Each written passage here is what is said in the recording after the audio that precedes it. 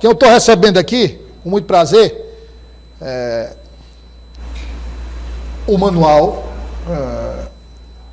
de jornalismo orienta para o jornalista manter a isenção. E eu mantenho a isenção, claro. Eu não posso, em alguns casos, negar a amizade que eu tenho com alguns entrevistados, que é o caso do meu entrevistado agora, o vereador e secretário de Esporte e Lazer, Renato Berger, que eu conheço há muitos anos, né?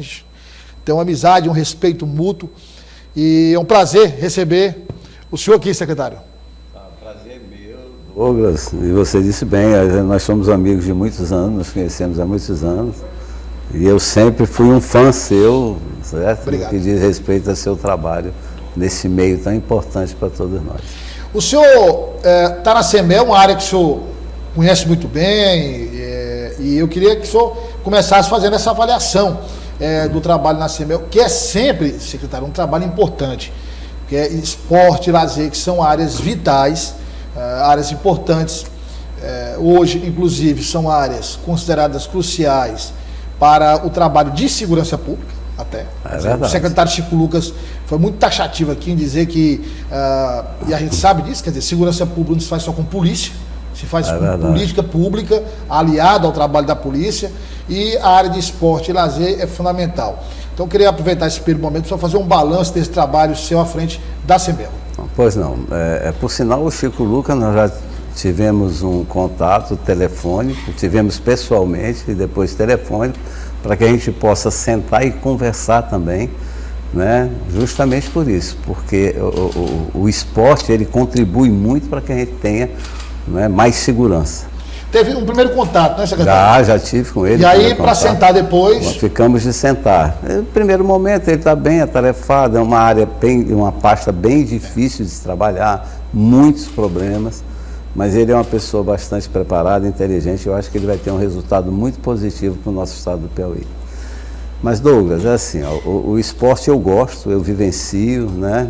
Pela terceira vez eu tenho essa oportunidade, mas pela primeira vez eu tenho a oportunidade de ter um prefeito que abraçou o esporte como uma política pública, que foi o que você falou.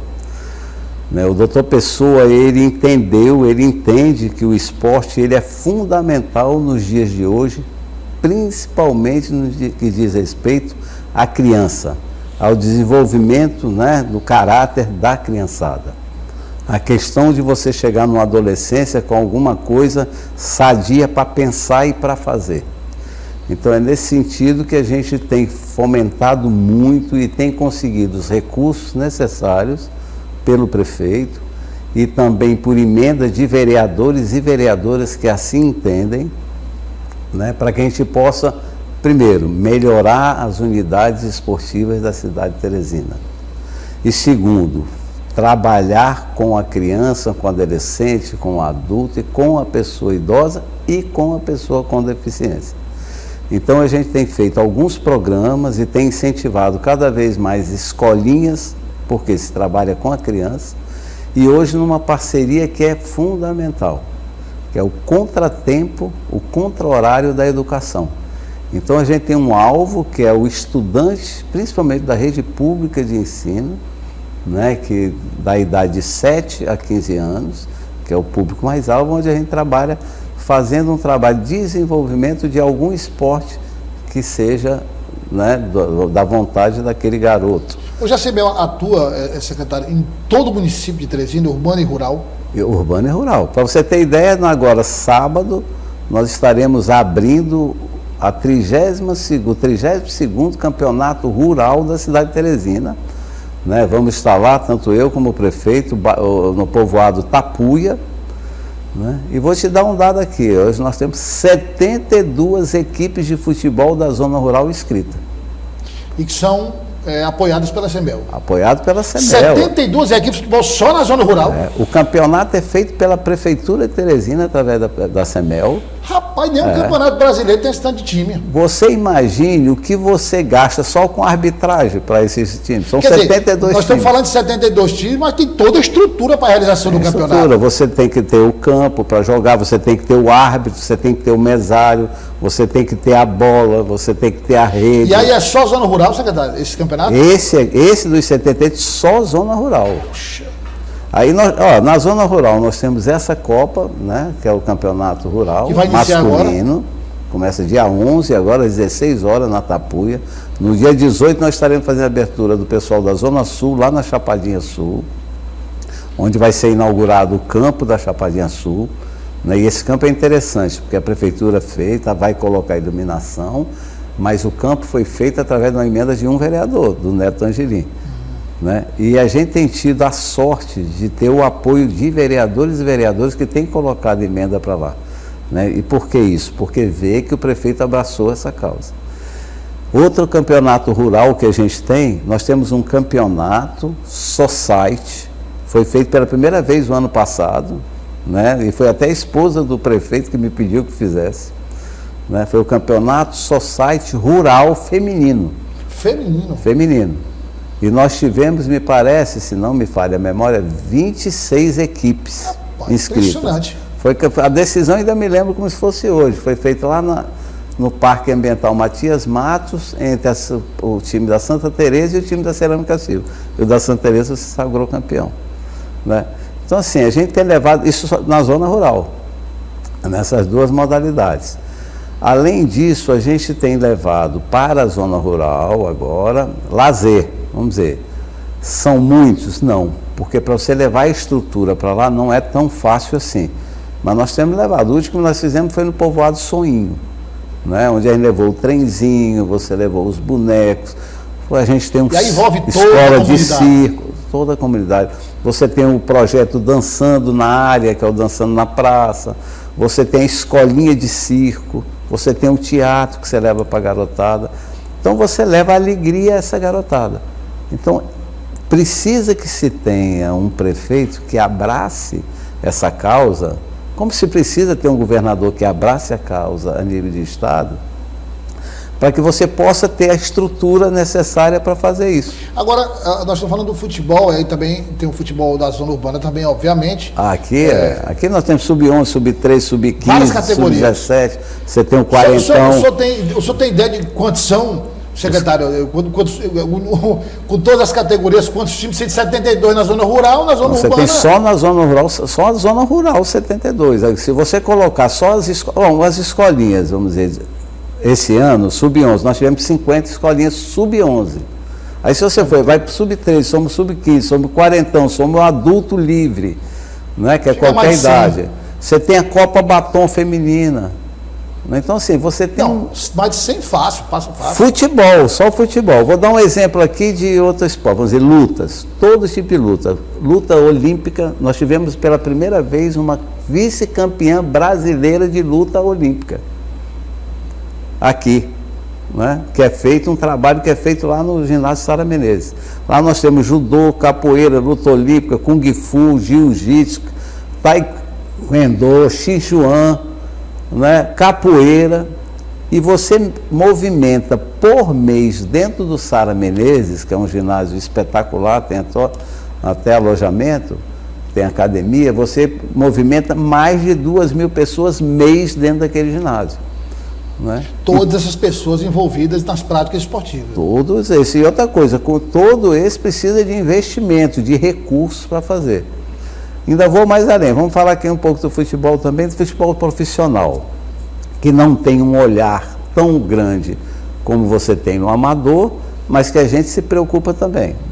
Então, assim, todas as partidas que são realizadas no Lindolfo Monteiro, campeonato estadual, campeonato regional, campeonato nacional, quer seja Copa do Brasil, campeonato brasileiro, é feito no Lindolfo Monteiro sem custo nenhum para nem time, nem CBF, nem federação. O município arca com todas as despesas? O município, a gente cede para eles como uma forma de colaborar com o futebol profissional sem cobrar nada, nem água, nem luz, com toda a estrutura. A não ser o pessoal de movimento lá dentro, que aí a própria federação leva. Mas nós cedemos sem nenhum custo. Aí vocês dizem assim, você, Renato, foi com o prefeito, nós fomos à CBF pedir à CBF, que tem um recurso para investir em alguns estádios, que olhe para o Lindolfo Monteiro, que não cobre, não recebe. É natural essa contrapartida, secretário. E que o presidente da CBF garantiu que viria, né, um apoio para cá, nós estamos aguardando. Né? O Brau nos ajudou muito nisso, porque o Brau é um parceiro, né? A federação daqui ela é parceira, ela tem buscado isso. Conseguimos aqui da CBF um curso de técnico de futebol para os abnegados, que eu chamo, né? Professores das escolinhas aqui da cidade. Nós temos 50 escolinhas, conseguimos cursos de técnico de futebol. Para você ter ideia, um curso desse custa R$10.000 e a CBF mandou para cá. Eles foram realizados? Já foram realizados. E nós temos também, conseguimos um projeto que tinha lá, iniciou com o Draga ainda, era lá, o João Vicente deu uma força muito grande para conseguir, mudou a presidente da CBF, tinha sido arquivado. Nós conseguimos lá com o prefeito, fui eu, o prefeito, o Júlio Arcoverde e o Brau. E nós conseguimos reativar esse projeto. O projeto deve se iniciar no mês de maio, nós estamos recebendo equipamento, custo maior da Prefeitura de Teresina, que é o pagamento dos professores, dos instrutores, né? Mas a CBF dá todo o material e nós vamos fazer um trabalho no Lindolfo Monteiro com 240 crianças mais. Então, assim, a gente sempre busca fazer e movimentar essa garotada que precisa tanto, né, das ações do poder público. Vamos falar um pouco de política, vereador. O senhor foi eleito pelo PSD. Você está no PSD, partido do deputado federal Júlio César, comandado, e o deputado estadual Georgiano Neto. Lá atrás houve uma certa aproximação do PSD com a prefeitura, e aí se imaginou que o PSD pudesse integrar a base de apoio à reeleição do Dr. Pessoa. Me parece que novo entendimento, depois um afastamento, agora o PSD já se encaminha para uma oposição. E o senhor tem dito publicamente que desde que o doutor Pessoa assumiu, o senhor esteve ao lado dele, estará ao lado dele e continuará e o apoiará para a reeleição. Isso quer dizer que caso o PSD não esteja no palanque do doutor Pessoa, o senhor sai do partido? Olha, deixa eu dar só uma explicação aqui antes. Hoje eu sou um seguidor do Dr. Pessoa, porque eu vejo ele como uma pessoa que tem uma história de vida fora de série, né, que tem feito um grande trabalho na cidade de Teresina, pode até não estar mostrando tudo que faz, mas tem feito um grande trabalho na cidade de Teresina e eu reconheço isso. A gente fala muito da questão da crise do transporte público. Né? O transporte público, o problema não é da agora, o transporte público vem de um problema de gestões passadas e principalmente da gestão anterior, não culpando aqui, pelo contrário, o Firmino eu fazia até parte da gestão, né? Mas assim, que na mudança da maneira de se utilizar o transporte, a mudança do sistema de transporte, né, da utilização do sistema, criou uma série de problemas e embaraços na cidade de Teresina. Deixa eu só lhe dizer uma coisa aqui. O que, a meu ver, aconteceu? Não se conversou o necessário com a população, com os comerciantes, com as pessoas sobre a questão da mudança do sistema de transporte. E criou um caos. Você se lembra da questão dos corredores, né? Que você acabou com o comércio e tal. No começo foi um... Foi. Qual foi o problema que ocorreu na gestão do Dr. Pessoa? Além disso, você enfrentou uma pandemia. Então, quando o Dr. Pessoa assumiu, ele pegou uma herança, né, de um caos no transporte público. Quer dizer, já um problema que se agravou, porque é fato que esse projeto não funcionou. Não funcionou. É fato. Tanto que não deixou de ser... É fato que não funcionou. Aí chega a pandemia, a crise econômica junto com a pandemia. Que aí maltratou realmente tanto os empresários como a população. E a gente entende isso. E aí a gente hoje está num momento, em termos de números, não economicamente falando, mas em termos de contaminação e tal, ainda numa situação bem mais confortável, só que a economia requer um tempo maior para se recuperar. E eu vou te dizer o que agravou. Olha, a Câmara Municipal, eu era o líder da Pessoa, nós fizemos uma audiência pública na Câmara, Naquela época, eu lancei uma proposta, essa audiência foi solicitada pelo Dudu, que postou toda a situação, fez proposta, e naquele momento eu fiz uma proposta, depois de receber a ligação da prefeitura, de entrar com um aporte financeiro, me parece na época era 2 milhões, e todo mensalmente se daria 800 mil reais para ajudar, né, na questão do transporte público. A prefeitura entraria com isso. Além foi do colocada para os empresários lá, eu coloquei. Quer dizer, seria o subsídio de 2 milhões mais 800 mil mês, até que se melhorasse o sistema de transporte, com a garantia de que os empresários primeiramente utilizariam esse recurso para pagamento dos trabalhadores do sistema, né, que reclamavam naquela época não estarem recebendo. E nunca se recebeu uma resposta. Por exemplo, que eu fiz a proposta e nunca recebi. O CETUT vem aqui e diz assim, olha, mas aí a prefeitura não responde, quer dizer, o senhor está dizendo aqui que... Isso aqui foi público, foi uma audiência pública, eles estavam lá e os vereadores também. Mas alegam, eu lancei isso. Eles alegam, secretário, que o subsídio seria o ideal em torno de 5 milhões por mês. Olha, o que é ideal é para você viver muito bem. Quer dizer, o ideal para mim não é o ideal que eu tenho hoje. Né? O ideal seu não é. Você prefere quanto mais, todo melhor. Mundo quer, de fato. Vai melhorar. Agora, o necessário, o real, naquela época foi feita uma proposta. O que eu digo é que não houve uma resposta. Se tivesse uma resposta, iniciaria-se um diálogo. Nem um não. Dizer assim, olha, não, isso aqui não, mas se for aumentar aqui e fizer isso...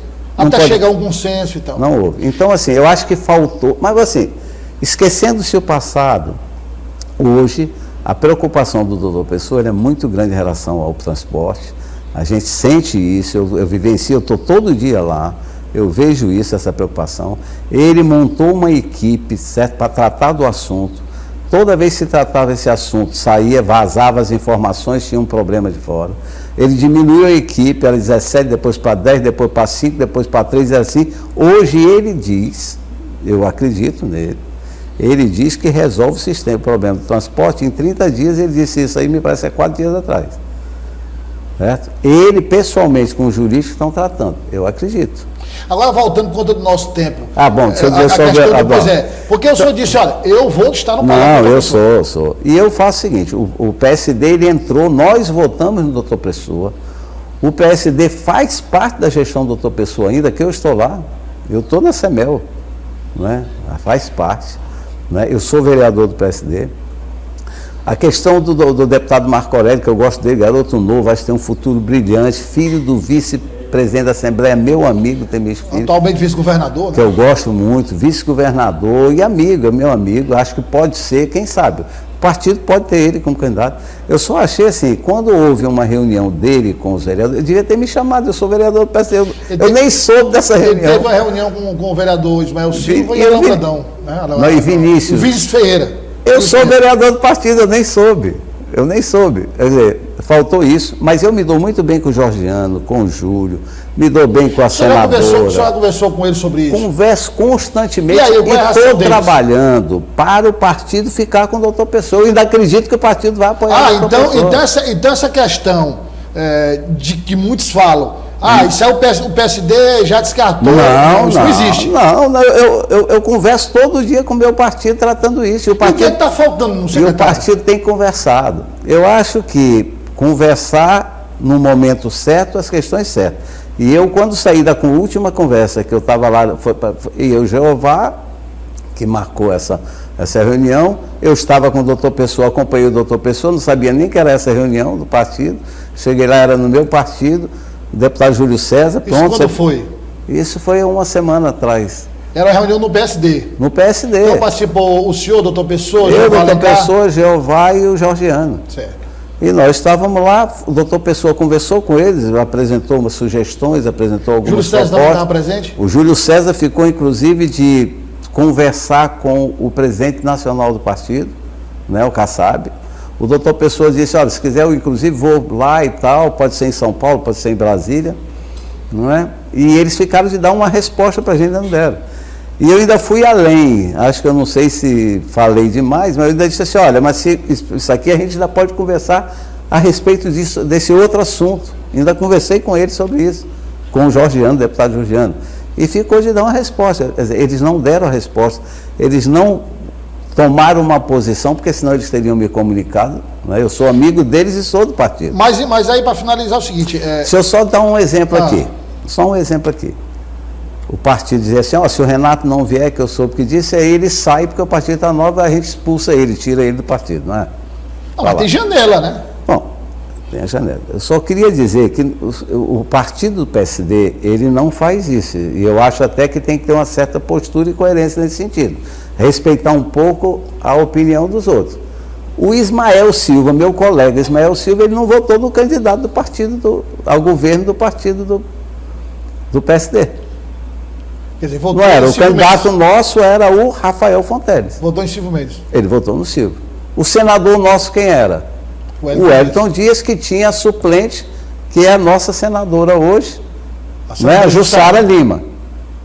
Eu votei no Wellington Dias, na Jussara Lima. Ele votou... O partido também. Ele não votou, ele votou no Joel. Então, assim, e ele disse isso, ele foi claro na época, ele disse, olha, por convicção, né, eu vou votar no Silvio Mendes. E ele disse, e se entendeu isso. Aí quer dizer que com o Renato... É diferente. Se eu tivesse a mesma postura, não vão entender. Mas assim,